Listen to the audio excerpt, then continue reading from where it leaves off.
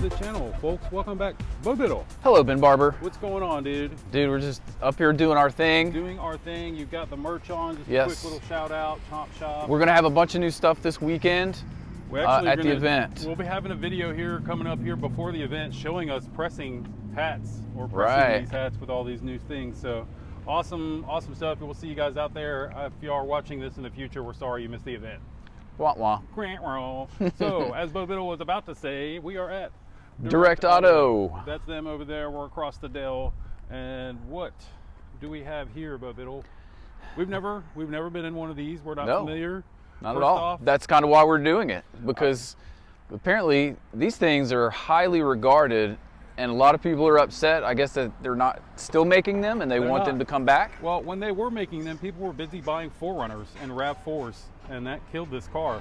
And now everybody wants one. It's hard to buy them with decent mileage. These things are known to run 400, 500,000 miles. Really well put together and reliable car. Extremely purpose built. Yeah, extremely purpose built. So this one's got, what kind of paint is that? Quicksand? Quicksand, Ben. Toyota FJ with the quicksand. I don't think I've ever seen this color. I haven't. I like it. I like it, but like, man, I think I'd want the roof to be black to match the rest of the stuff. White is what it is. I'd probably wrap it black just to be cool. These are some matte black wheels. Race line wheels. So these seem to be aftermarket wheels. Yeah, they did not come stock. It definitely looks like it's got some brand new rubber. I was gonna say, this is brand new meat. Those are expensive. You still got the little blue lines on there. Yeah. So. It does. Well, let's do what we normally do and make our way to the rear of the vehicle and see how much room this thing's got. This is a. I've never looked in one of these ever, so this is gonna be my first time too, Ben. This will be hopefully a first for all of us. Okay, it looks like we'll have to figure out how to get past that wheel. There. Oh, there you go. So it seems that. All right, I guess we'll have to. Well, it has an actual keyhole. There we go. And or the unlock. Dude, that thing. You know what this reminds me of, Ben? A G-Wagon, probably. Yes, the G-Wagon. Huge door, man. Dude, look at that wow. shock. Golly. That's a legit shock. And there's another one. Oh, Bobiddle. What? It's got the double opener. Oh, so that sweet. The glass open. That's legit. I love how Toyota always finds a way to make sure that glass either rolls down in the 4Runners or at least opens. I'm not sure. I bet you it's probably another switch on the other side where you put your hand, kind of like the Tribute is. Like maybe there's two handles under there. Maybe. Oh, looks to be one handle. I'm not really. Again, we don't know what we're doing. Hey, look, we can tell it opens because it's got those shocks on it. Yeah. Making our way to the interior. Actually, let's do the roof real quick. It does have a huge roof rack on it, and that thing's rock solid. I mean, it's metal, folks. This is not a plastic ordeal. So it looks like you can store well up there. Plenty of room. Looks like it has the super heavy-duty floor mats that are clearly in the back. And then it's got this nice mat here, and then underneath is all matte. Like the whole thing is just plastic, isn't it, Bobiddle? It is, but not to say that it's cheap. Like this is meant to be kind of used and abused. And look at this. A big JBL sub. Huge sub. So I'm sure this thing just like jams out. Man, that's amazing. And then you've got big power down here as well if you want it. It looks like you can. There you go. Regular plug. It's amazing. So I got a toolkit over here. Let's see how easy it is to push these seats down. Why don't you try to push that that left side down? I believe the button is probably right there. Is that it there? Simple. This front seat's probably down a little bit. Yeah, but front seat's back too far, man, but pretty this easy. This whole thing is so durable, man. Everything's just like, it's not that it's cheap plastic, it's like hard plastic, right? It's like, it's the nice plastics. And look, you got two speakers back here, so this thing jams out. So it's got more, yeah, you're right. Speakers here, there. This thing probably jams out. And it's probably meant to have this back door open so you can jam out and enjoy it. One of the things that we noticed before we make our way inside is like, look how clean it is underneath there. It's pretty much a rust-free vehicle as you look through the wheel wells. You know, it's super, super clean. I love the taillights. They protrude and keep with the body line, but super functional, cup holder style almost. I believe. Yeah, it's on the Ben. It's on the actual door. You gotta reach in there, and there's a handle. Oh, okay. So It's a little different. This right here. Oh. And it doesn't open like even. See how it kind of opens tilted down? Very interesting. Very interesting. I guess that. Wow, that's ease of pretty. access, right? I guess so. That's very interesting. Interesting design. And I like that even though there's not a ton of room, it looks like there is enough room for you to carry passengers.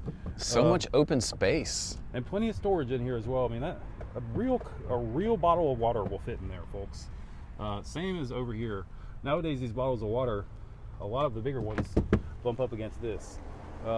Just to kind of briefly show, again, with the quicksand matching interior look here, I feel like it's weird texture. This is kind of hard. All of this stuff is just supposed to be super durable. What an amazing entry that these have in. This thing is beefy. It is. Like everything is just like. Yeah, as we make our way in, like first of all, huge compartment there, cup holder here, cup holder there. Look how big that shift handle is. I mean, that's hilarious, honestly. Really, I mean, it's kind of like what they did on the old like Murcielagos. They had that huge tall shifter. Yeah. But look, it's got a rear diff lock. That's nice. And I dig that. And look decent at this stereo. Nice little storage bin up there, which is super rare to have something like that on the driver's side. It is. I love the old school gauges that kind of show your elevation, your level, and your compass and such.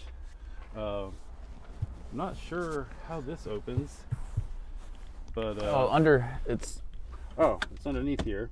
I guess that's airbag, and here's airbags up box. top. I love the little way to turn this. These vents are really cool. I love how this looks. This nice little tube almost, and I'm sure it actually is a tube. Now there is no sunroof, which I don't know, could annoy some people. What is this?